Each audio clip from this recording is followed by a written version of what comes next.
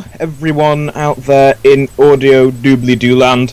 I am Dan, this is Jake. Hello. And these are our two guests, Christian. Hello.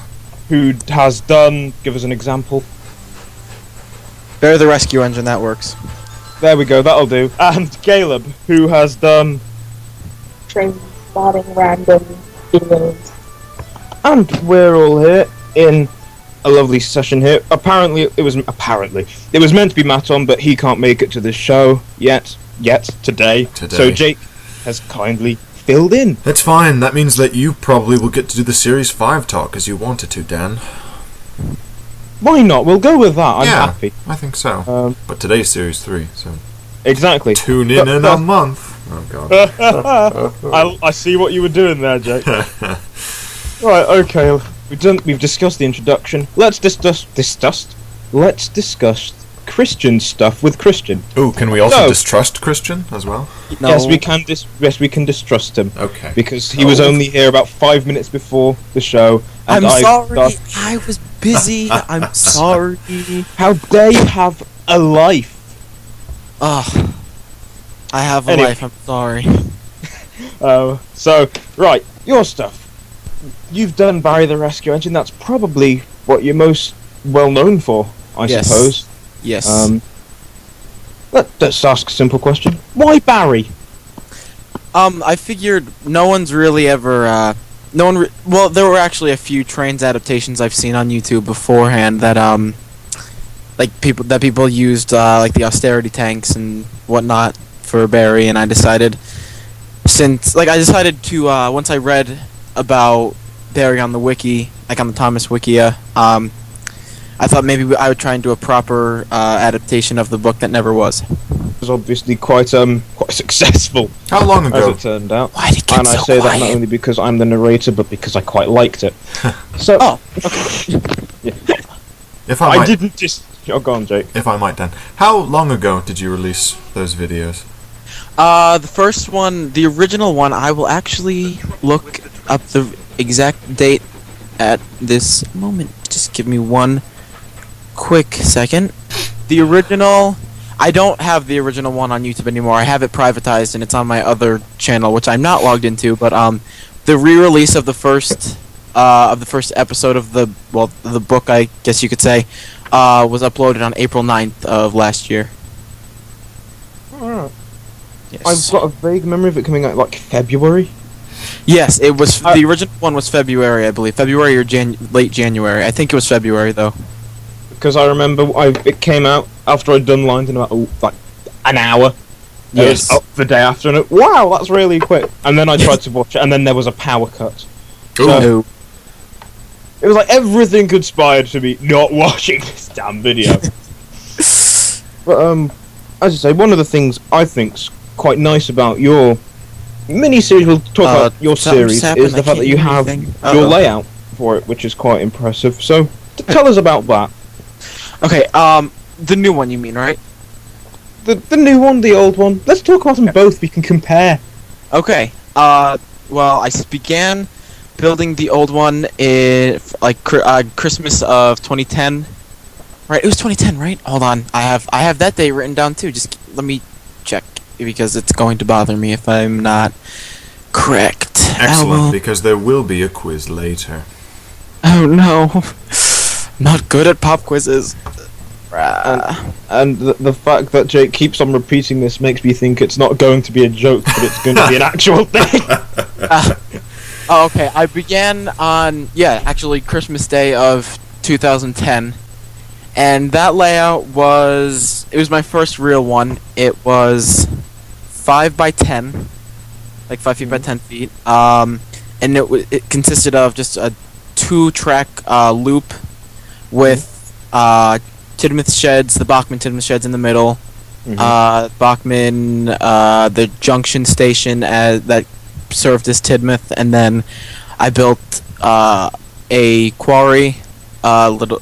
Just sidings, and then there was a tunnel that I made.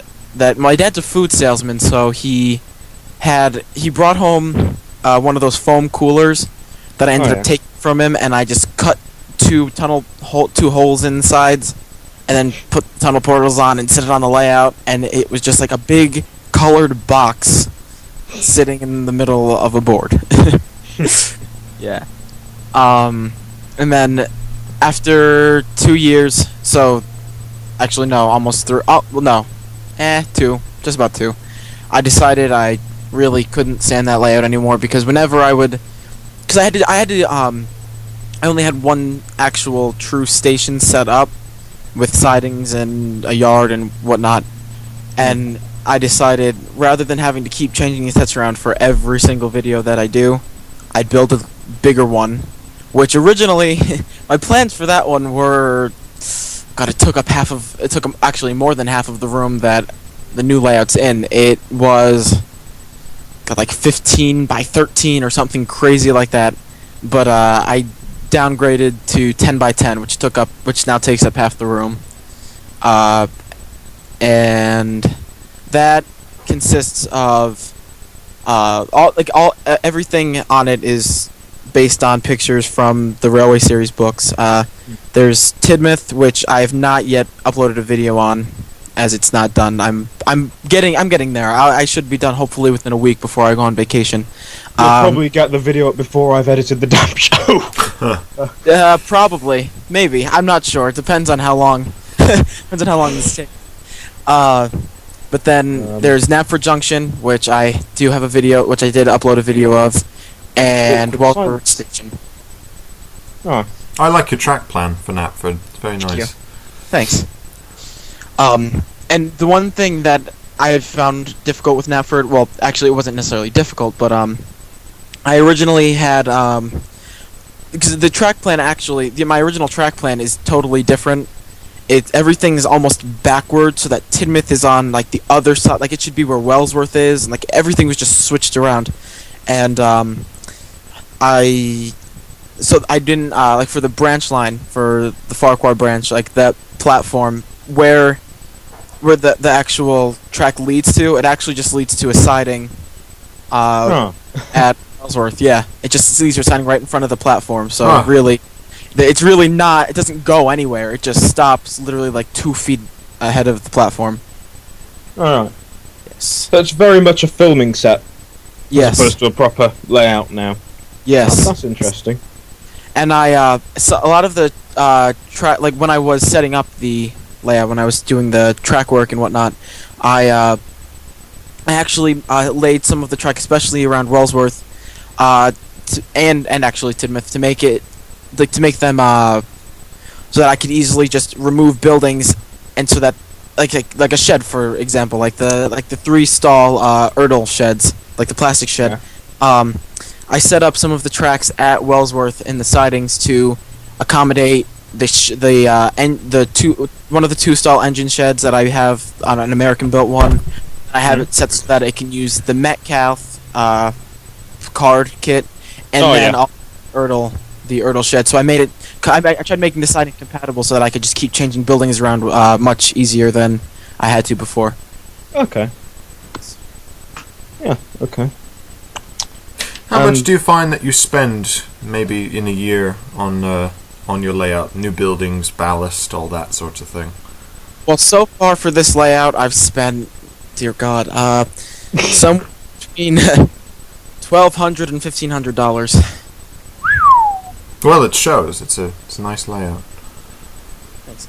The wiring is such a pain, though, because I'm not comfortable with installing decoders in any of my engines, because I just don't want to screw them up, because with my luck I would screw something up as usual.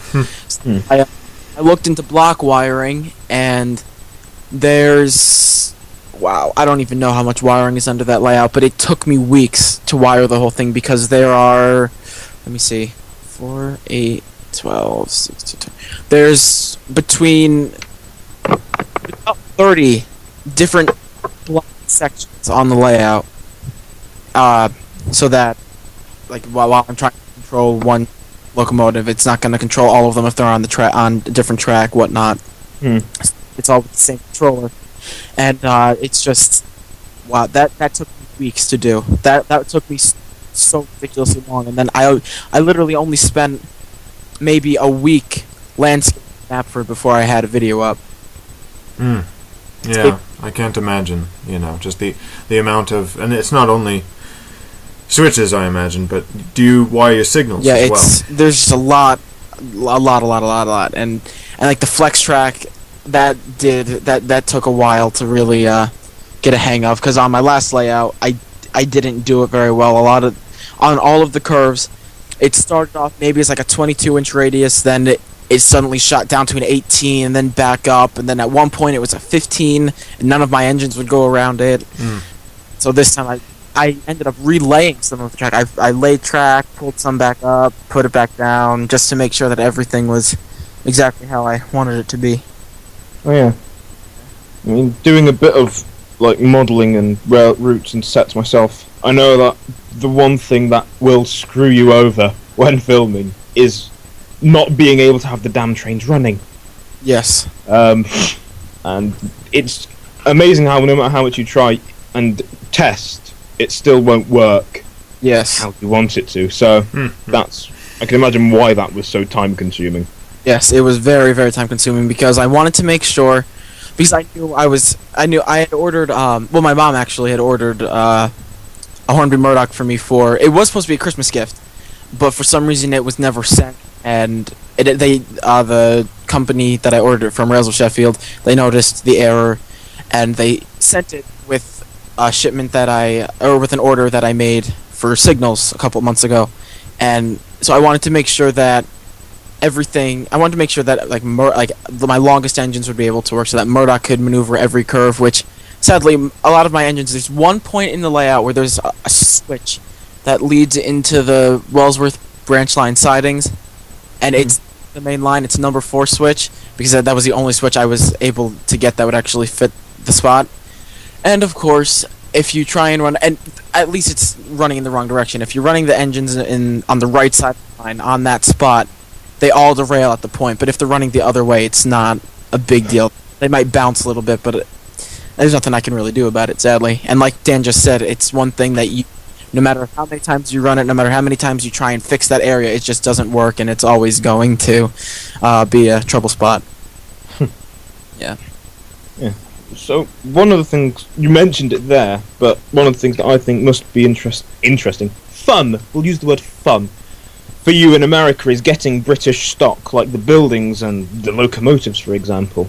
Because while we've got the Bachmann stock for running the engines and some of the rolling stock, quite a lot of it must be quite difficult to import. I suppose that's the best way of phrasing it, yeah. Really, I really don't find it too difficult. What I do, I use, I'll use different websites. Sometimes I'll use Rails of Sheffield, or I'll use Hatton's, and really, and I like Hatton's the best because their prices are actually a little cheaper than Rails of Sheffield. They ship to the States, and the shipping really, it's a little high. I mean, it has to be. It's coming from overseas, but it's not as bad as I would expect it to be, and because it's actually cheaper than some of the other shipping that I got from an importer, or from a store that actually imports the trains themselves into North America, and then they ship them to the United States, Canada, Mexico, wherever, and their prices are actually much higher, and then plus the shipping. So I just toss them out the window, and with it's much cheaper, and I usually get my packages within 4 or 5 days. And just to bring you into this, Caleb, because I feel you've been somewhat there. So you must. It's the same thing with you though, because you're an American. So I imagine you must face similar. Is it similar with you? What Christian said? Yeah, just basically Manhattans and such. Well, it's really tough for me, I guess, because I don't model. So getting models from the UK to me, who doesn't model, it's just annoying, really. It's just non-existent. Yeah, yeah. As a business opportunity. They're not making any money from me. It's really annoying. So we'll move on from your model stuff to your film work, Christian. Yeah. Right. Because now so you've got your set, we've worked that out. We go on to your stories and your filming. Let's start with stories first. Where do you get your ideas? It's a standard question, isn't it? Asked Henry. Where do you get your ideas? Well, Barry, like I said, I got that from reading on the Wikia and how it wasn't really a fully developed project. But with my other writings that I've been working on, like for book 2, which is actually in the works now, and as you two know, being part of the series, you've received lines and whatnot. I do a lot. I try and do a lot of research every once in a while. I'll just go online and I'll search like different rail accidents, different incidents.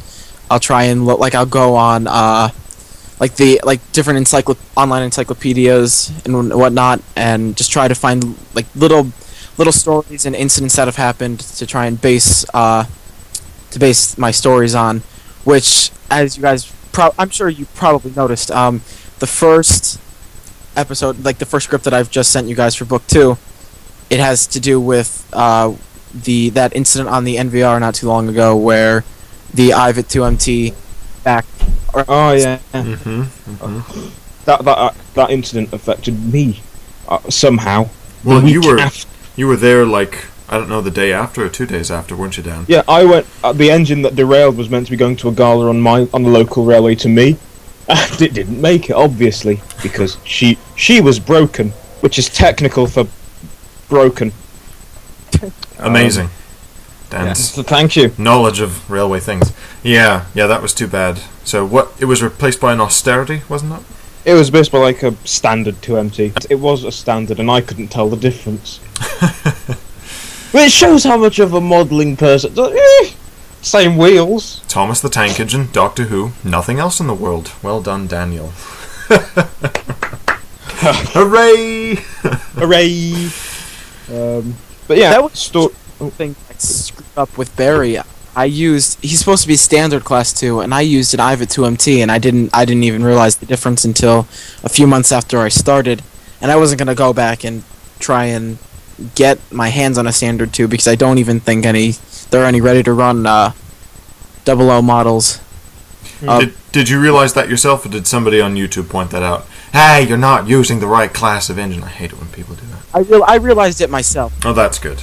Yeah. Wait, actually, speaking of something sort of like that right on the duck video, someone posted in the comments. They said, "I don't know what you're doing about that whistle," and I was like, "What are you talking about?" And he said, "That's not the correct whistle for the 5700 class." I was like, "Oh, okay, sorry, I'll fix it," which I did. But yeah, I thought all of your whistles were just fine, but that's just me. Now, where Caleb, I think, generally goes to use clay faces for his modelling, which we'll get to in a second.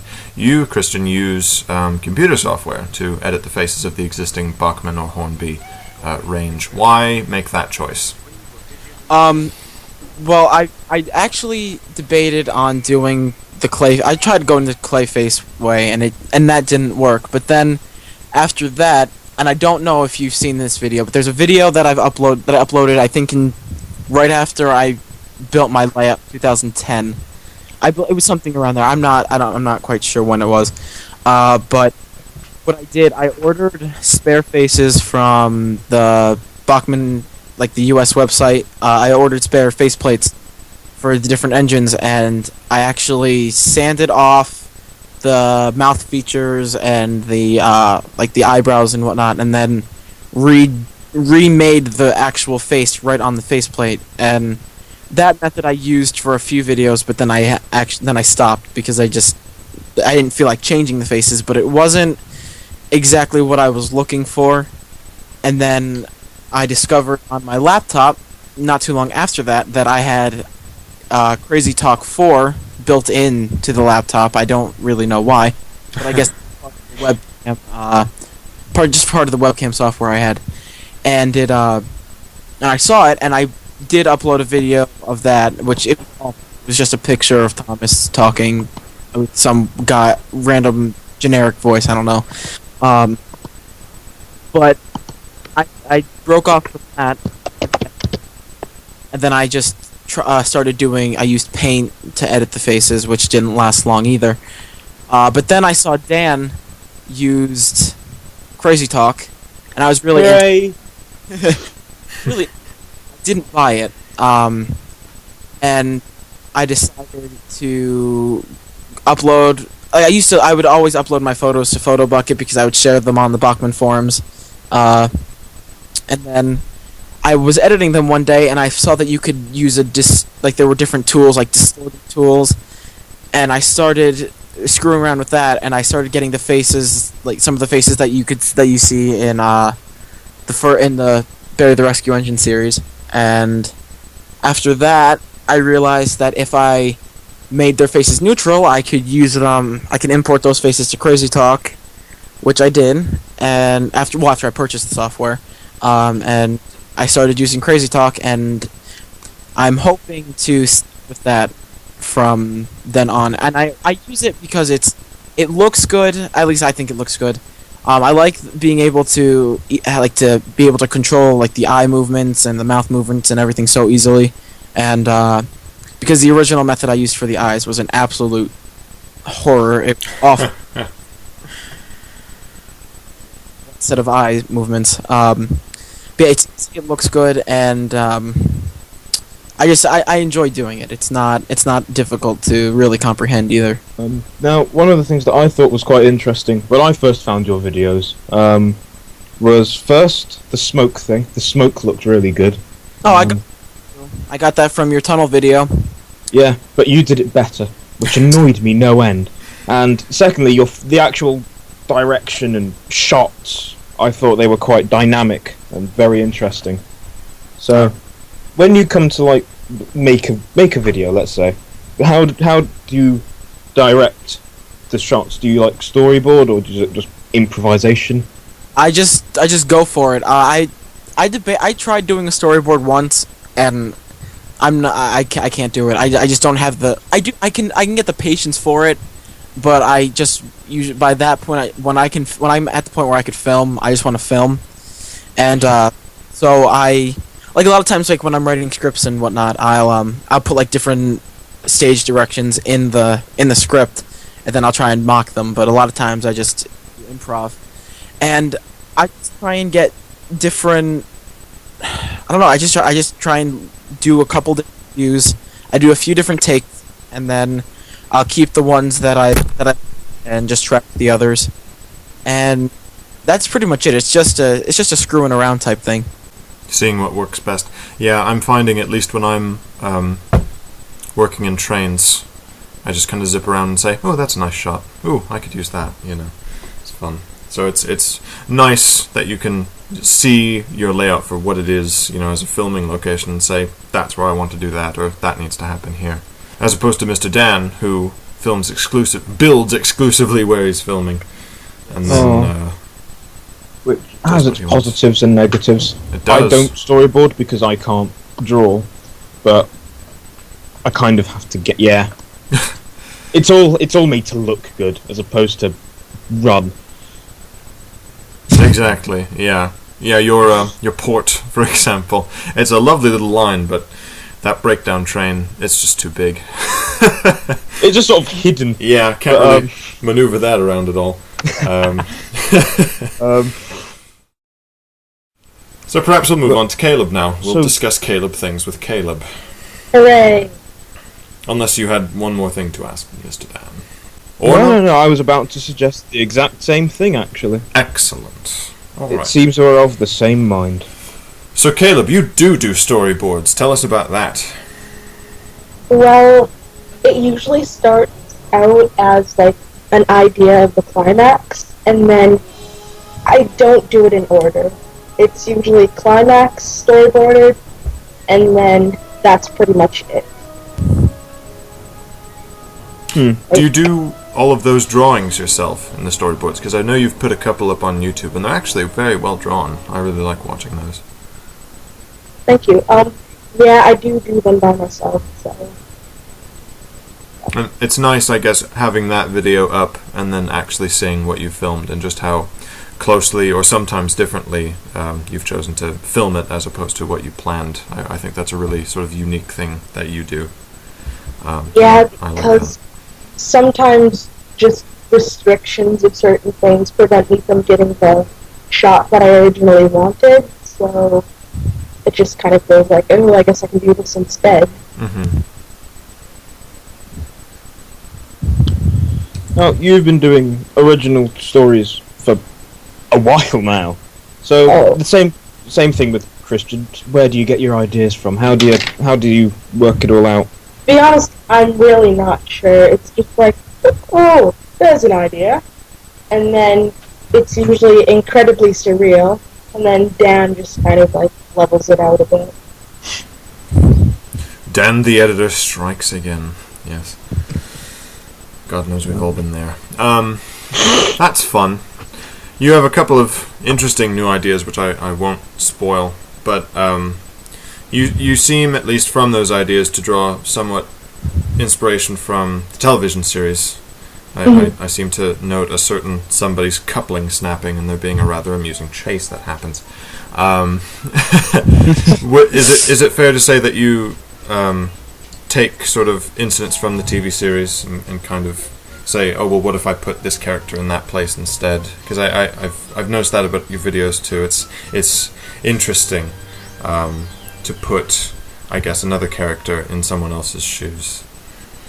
Yeah, a lot of ideas do come from like the TV series in a way, but it's like, this character, let's try him, or her, I guess. And now maybe, I guess for all of you, really, since you all use a combination of Bachman as well as Hornby in terms of the Thomas range, what runs best, at least in your experience, and what is your least favorite engine which runs on your line? Well, I'd have to say my favorite range is Bachman, simply because of how much range they do have and the availability and the quality of the models. But I've recently been kind of getting into Hornby, and it's really a good brand. Like, I don't know what I expected, but it's really good, actually. My least favorite model would definitely either be Percy or Toby, because those are like they take so long to warm up, and then they just jerk around, and they're not pleasant to film with. What about you, Christian? What runs the best on your layout, and what does not choose to respond to you? For the most part, which this might be actually really surprising, my Bachman Thomas is probably the best running loco I have out of every single engine I have, whether it be the Bachman Thomas range or the Bachman branch line or Hornby. For some reason, it just doesn't matter. He runs the best. He runs the slowest. If you want, you can get him to run down the slowest. Runs the smoothest. You can't hear it. You can never hear it when you turn it on. But so my favorite range is probably the Bachman range, but I do really like the Hornby range that I do have. But what I actually did find, because I use code 83 track, which is very typical in the States, the Hornby range isn't built they're not totally scaled for it, so the wheels are actually set in closer together, which is fine with code 100 track, because a little bit of code 100 track that I do have, they run perfectly fine on. But I found that trying to run over code 83 switches, they actually get stuck on them. Their wheels actually leave the rails. Oh gosh. And get stuck. Yeah. So I had to take a flathead screwdriver and slightly pry each wheel away from the axle just a tiny bit, and now they run perfectly fine. Just so that they can make that one junction. That's funny. Yes. Yep. But they work. They do work now. So. Yep. So I guess that's kind of an interesting trick. What other sorts of things have you had to find that you've had to do for your layout to get everything running as nicely as you like? And I guess I'll ask that of Caleb as well. I had to, which I had this problem. It's not really on my new layout, but mainly on my old one. A lot of the, well, actually no, it's mainly just the coaches from the Bachman Thomas range, like Emily's coaches and Andy and Clarabelle, when they hit a certain radius, like it's set, like apparently, I believe they're recommended for curves as tight as 15-inch radius, but I found that when I tried running them on 15-inch radius, their buffers were, like the buffers between the coaches would actually hit each other, and they would derail each other right out, like they would derail each time. So I do still have some of the code, the 15-inch radius track, but I don't ever use it. Like if I'm just like running trains like on like a little set or something, I don't ever use it because that happens. Yeah. Yeah. What about you, Caleb? Have you ever had to tweak or do anything with your models to make them run all right? The tunnel set, the part where it kind of comes out of the tunnel, crosses over, and then switches onto the three-way track, Murdoch really struggled with that, so I kind of had to move the points and such around a bit, just so he would get a bit more comfortable on them. As I remember, that's a very tight junction, and Murdoch is the size of a house. So,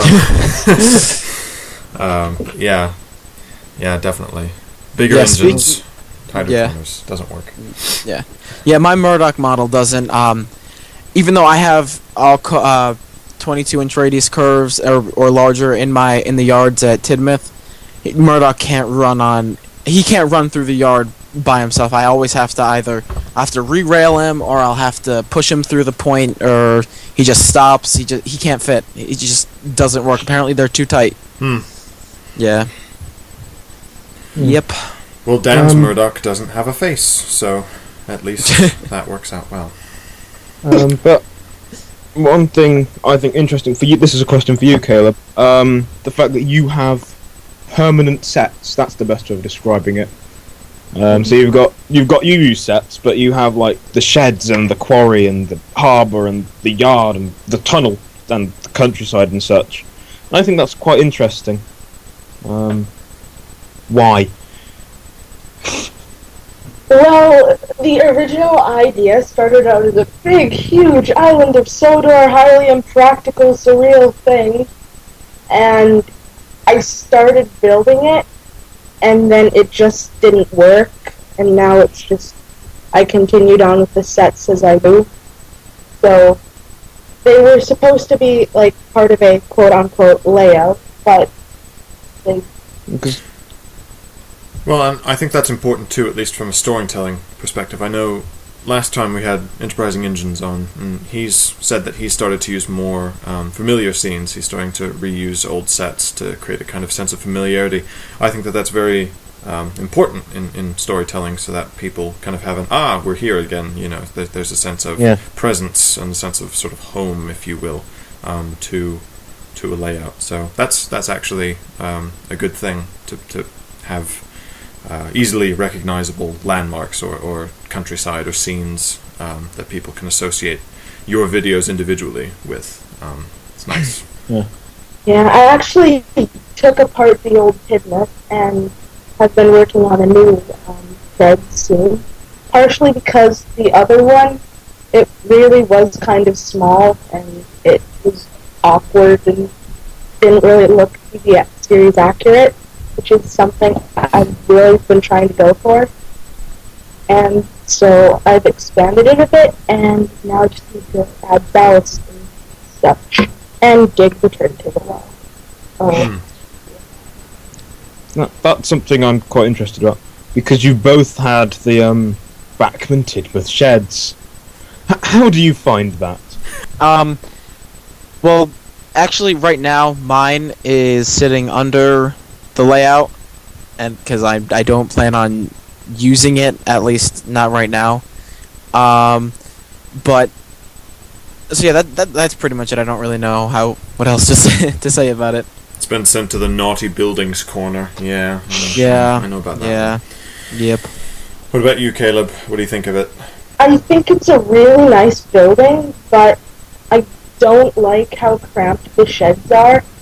Like, they're literally buffer beams of buffer beams when they're all sitting out, and it really doesn't look that good.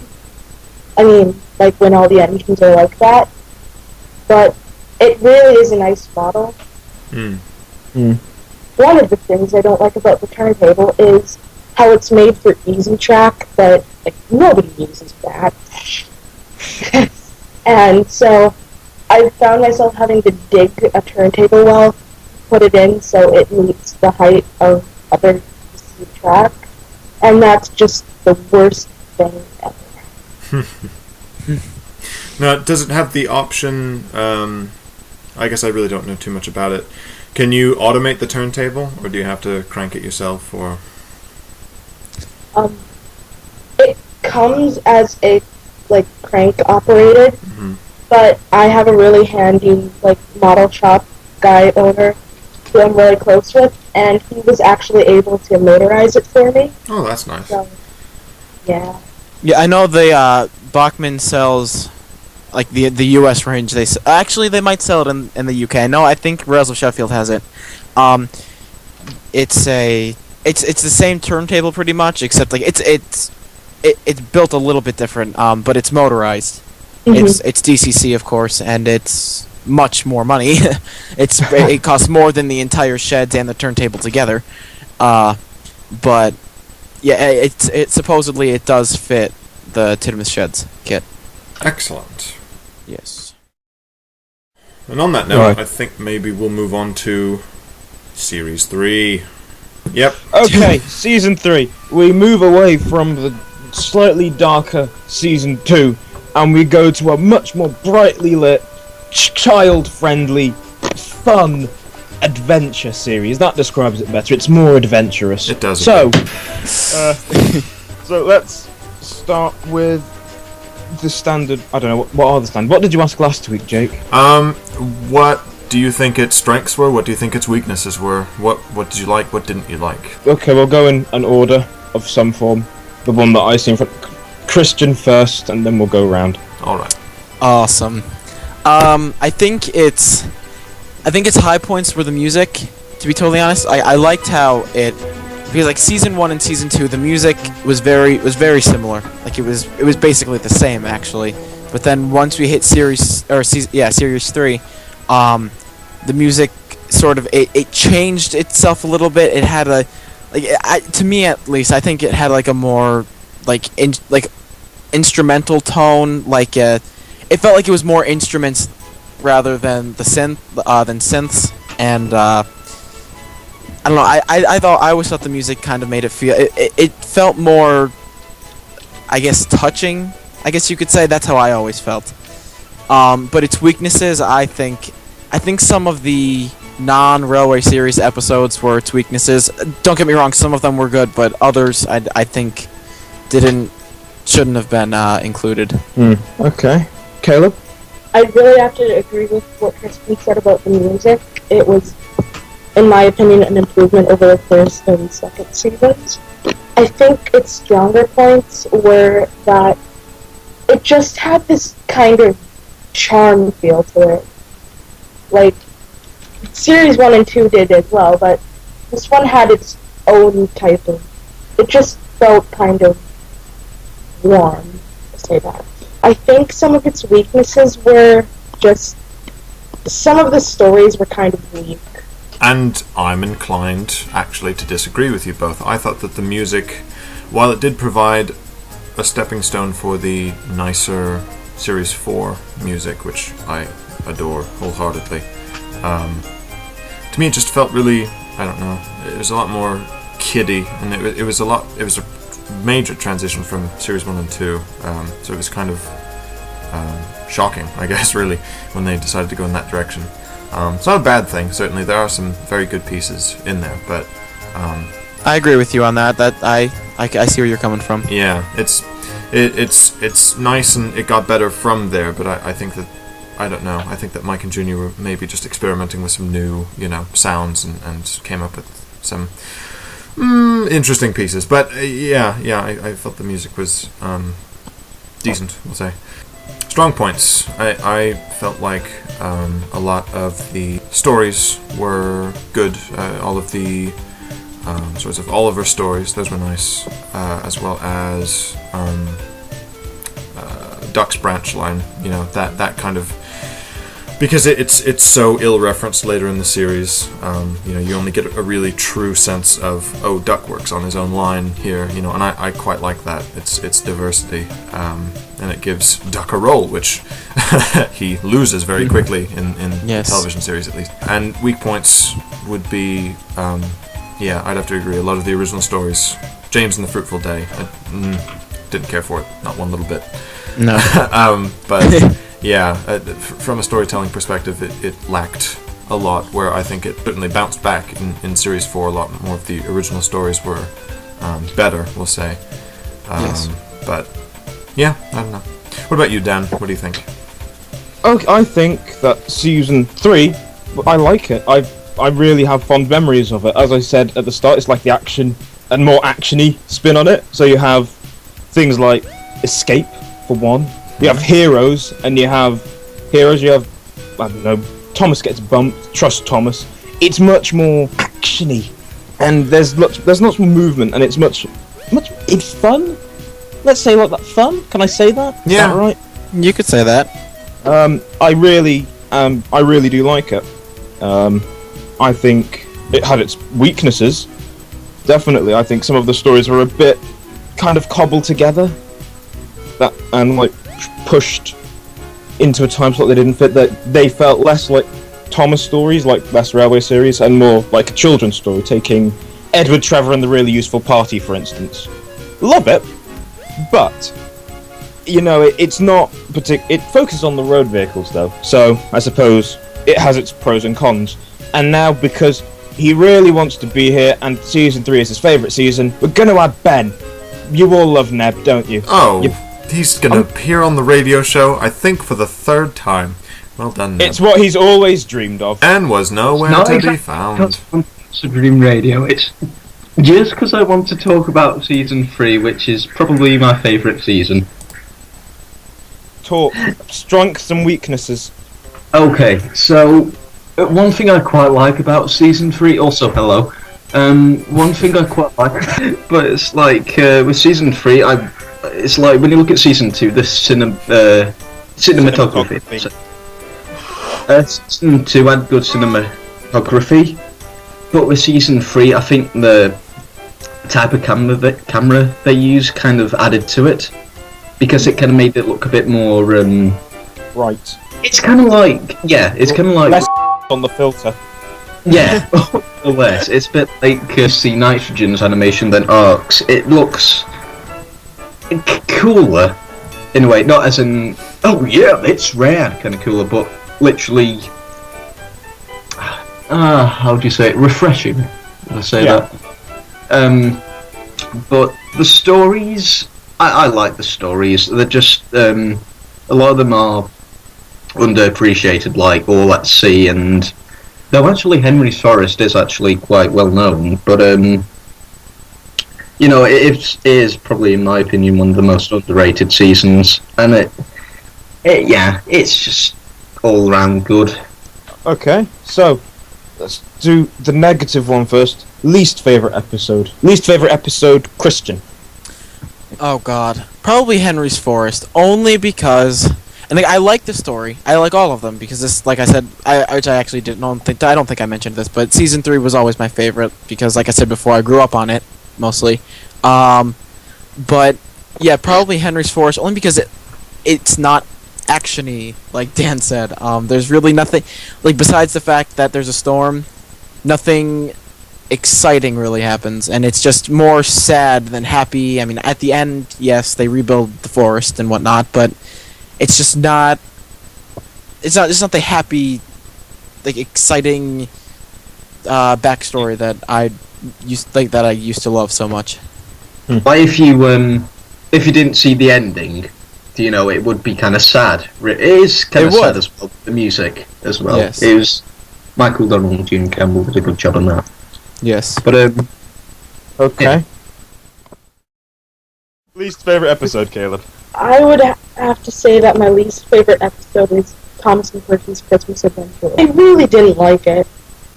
Was there anything in particular, or?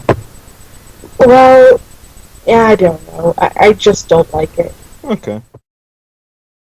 Jake, it's you! Woohoo! It's probably got to be Thomas Percy and the Post Train, simply because, from a story perspective, nothing is resolved. There's a complaint made against the Post Train service that it's late because of the mailboat being late. And then the story ends with Thomas helping out a man, and that man writing a letter to the Fat Controller, and everybody's like, yay, the Post Train is the best. But there was still a complaint made, and nothing was resolved in terms of that. I don't like it. I don't like loose ends. Jake, may I just add something onto that? You might do. Thomas Percy and the Post Train has the most dull ending in the world. It's really literally does. just a But the Post Train is the pride of the line. Thomas and Percy beamed. Oh. No, it doesn't even have that. I mean, It just ends. Yeah, it's just like, the Post Train is the pride of the line. No music or whatever, it just ends like that. So It's just- it was dreadful. I like the night shots. That's unique about it, and all the fog and everything like that. And Harold the helicopter, but not much else really. Yeah. Okay. Ben, this might be tricky for you. Your least favourite episode from your favourite season. Do you want me to say which one's my least favourite while you look through them? Yeah. We'll just Phil. Okay. God. I think my least favourite. It's a kind. I never really liked Edward, Trevor, and the Really Useful Party, I was just looking at that one, actually. and I was never that fond of Thomas and Percy's Christmas Adventure either. But I kind of. It's just sort of there.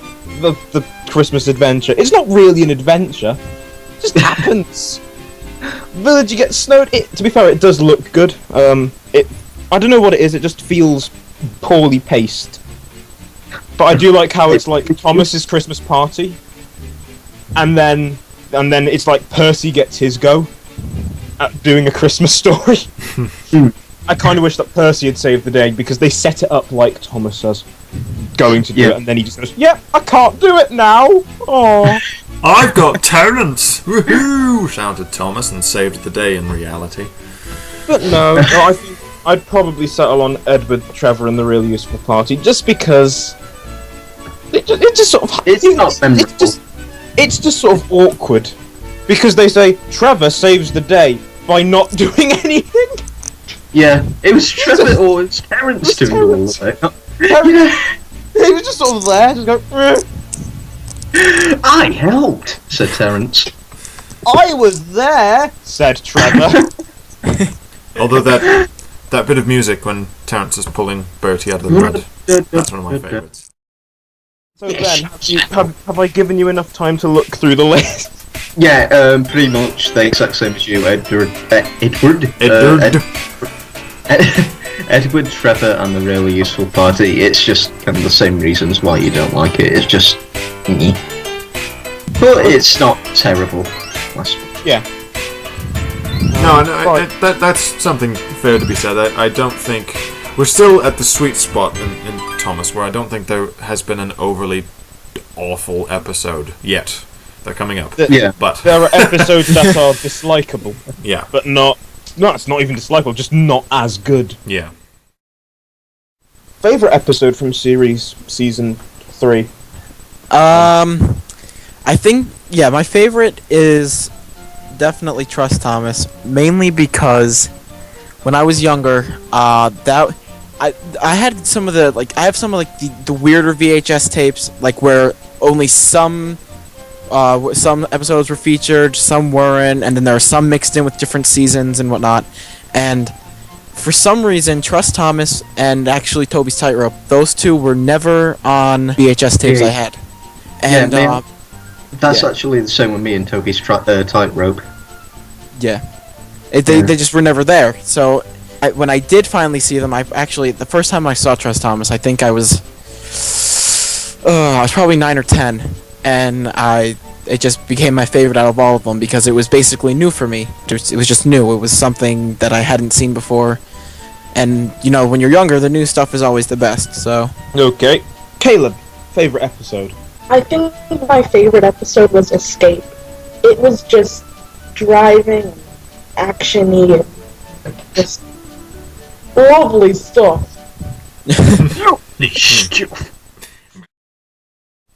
You, Jake, then, your favourite episode. Gordon and the Famous Visitor, hands down. Lovely. Everything was done very, very well. And it might be biased because it's an Audrey story, but it was filmed well. Yeah, I liked it. The music was good. Ben?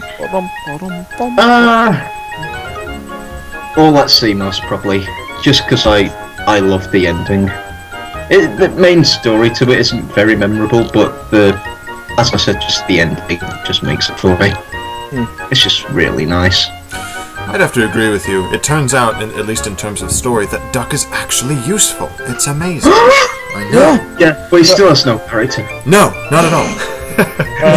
I think that I'd agree. All at Sea is by far and away I think it epitomises season 3, and like how I view Thomas. Actually, I always see it as like it's a mix between that emotional, sort of heartwarming bit and the actiony parts. Yeah, kind of like Henry's Forest and kind of any other episode mixed together, really. It's just really quite. I just love it. It's like ducks wanting to go away. That's something that I think everyone feels that when they're young, because you kind of want to go and broaden your horizons. Let's use that phrase. And it's really I just really like it. The direction's awesome. You have a chase sequence with that chase music. You have the one of the best things that why didn't they Audrey write this? But it's Duck and Percy and they're working at the harbour. That in itself, that's one of those things that I've always think is truth. Now it's like automatically when I think of hubs, I think Percy and Duck. They love working at the big harbour by the sea. Yeah, and as well, it's in Diesel does it again. Yeah, so it's like it backs itself up within the series, and it's quite nice to have that continuity as well. Yeah, but they don't continue with it. No, well, it's kind of a sweet spot during Duck takes charge, and it kind of goes on from there. But let's go for favourite set, because we're fans. We should know this sort of thing off by heart now. Am I first? Yes. Yeah. All right. I really liked the yard scene in Series 3, like where they, like no joke for James, where James and Gordon are confronting each other, and where Thomas brings the coaches in, and I don't know, that just seems very, sort of like how at Alt-C everything seemed very busy. It was lively. It wasn't boring. It just there was always something going. Yeah. Okay. Same with you, Caleb. Favourite set? I have 3 favorites. I can't choose. The quarry, the coastline, and that bridge. I'd say Wells with Yard from One Wrong Turn. It was busy, and I think it only appeared in that one episode, but it was nice. I liked the layout, the track plan. It's busy. What about you, Ben? Most probably the harbour.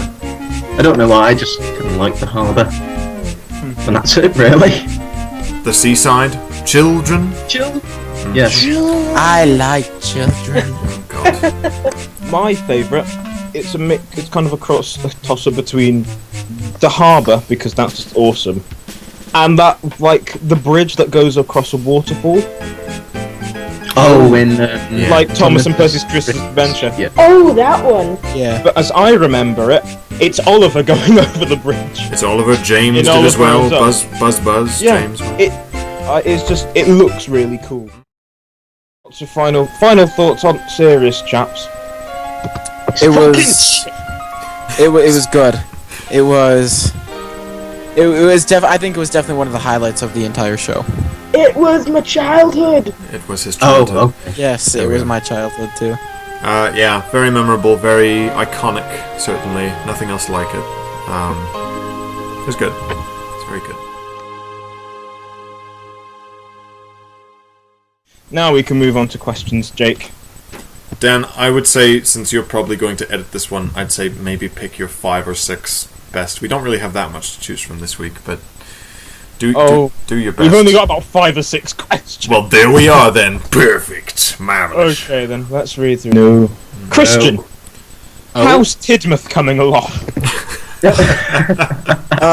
It's coming. I have to... Oh shit, I should have kicked Ben out. Oh well. That's You're fine. here now. It's okay, you can kick me. Oh yeah, you can kick me alright. Okay. Goodbye! Thank you, Professor Ben of Series 3. Okay. Right. Tidmouth, so far, I just have some ballasting to finish, like in the area behind the station, and I have to build the ramp leading up to the coal transfer, and then I have to do a backdrop, and then it's done. Well, not done because a model railway is never done, but done to the point where it's presentable. Okay. Yes. So that. Caleb, how do you make your hills, etc.? Wow. Chicken wire, and then sometimes I use plastic cloth, but but for the tunnel, I actually did paper mache. I think both look okay. Paper mache didn't make those stupid diamond shapes, so I was happy about that. Okay. Okay then. Gentlemen, here are my demands or something. Anyone thought of modelling something else than Thomas, like boats and planes and such? Christian? I debated on doing boats based on the Tug series, and I don't know, I was like 12 when I thought of it, so it obviously didn't happen, and if it did happen, it would have anyway, so yeah. Caleb? Not like without the trains, no. With random docks, like I've been trying to figure out how to make a good like water and boat scene, etc. But other than that, no. Jake? Ooh, that's my name. I don't do too much modelling, which is why I've remained very silent in this last hour. But I'm actually working on a model tugboat. It's a diesel tug. Yeah, I mean, I do a little stuff on the side, but not anything that I'd ever like consider putting on YouTube or making something out of it, just for a bit of fun. Okay. Myself, I have done a little bit of modelling outside trains. Like, I've got a boat that I'm building at the moment, a harbour tug apparently. Please put it with Toby's face on. Oh, Fine, God. I will put a picture up. Yeah. Thank you. Oh God, it's and, lovely. And I'd quite like to do like a few planes and stuff, but that'd mainly be just like set and filler for like the actual videos. Are you going to build Jeremy, Dan? Yes. Excellent. Okay. This is an interesting question about Series 3 that Ben's not going to be able to answer. Which episode of Series 3 do you consider the most slice of lifeful? Slice of what? Slice of lifeful. A slice of life. Oh, I think all of them pretty much, because like we said before, it's very lively and there's always something going on. Pretty much all of them. Okay.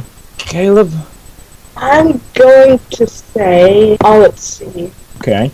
I'd probably say Edward Trevor and the Really Useful Party, just because that seems like that's just something that could happen. Why not? Me? Donald Duck, because that doesn't affect the railway itself, it's just a prank. And I think that's quite slice of lifeful. Mm-hmm. Okay, let's consider modelling Season 7 characters like Murdoch, Arthur and Emily. Interesting fact here, me, Christian and Caleb all have Hornby Murdoch. Yes. It just sort of happened. We didn't plan it, it just happened. No, it just happened. I got mine for Christmas and I just haven't showed him. Do you think Bash and Dash should never have been introduced? That's have. Yes. Have. No, they shouldn't have been introduced. They shouldn't have been introduced with the rest of the lot that shouldn't have been introduced, which is pretty much every single character beyond the Railway series. So, yeah, that's... yeah. You Agreed. say, having Murdoch.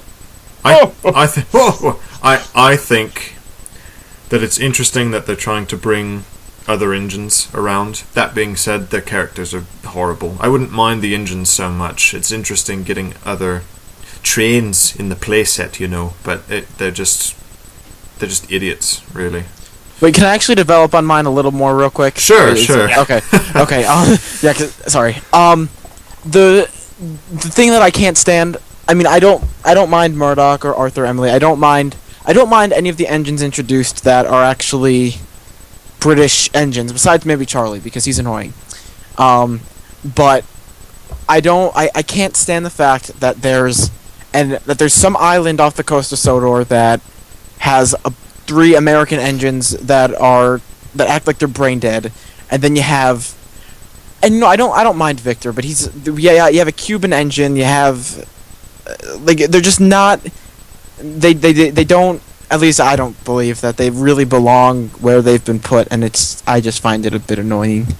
Well, Go back, you immigrants! and with that too, I think that if they explained it in a different way, then I wouldn't have minded so much. Like if the 3 of those engines represented an American logging company, and they were sent over from America to do the work on the island, that would have made more sense than just kind of there, and then there's a secret tunnel that goes under the sea that goes back to the bloody rescue center.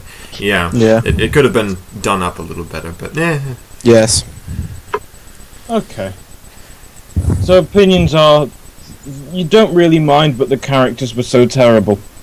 Yes. Right. Absolutely. That's what I've decided, so shut up. What do you think about Theodore Tugboat? Can I start this by saying I didn't grow up with the show, but God, do those boats bounce! Yes. Yes. Do. They're like fucking rubber dinghies! Up and down and up and down. Bloody hell! And then you have Theodore going do, and they're bouncing to the theme. Yep. Hooray! And that is it. That's all the questions. Well done, everyone. All right, that was fun. All right, that was nice. Yes, that was a show. All right. Goodbye, everyone. Thank you very much for watching. Goodbye. See you in 2 weeks. Goodbye.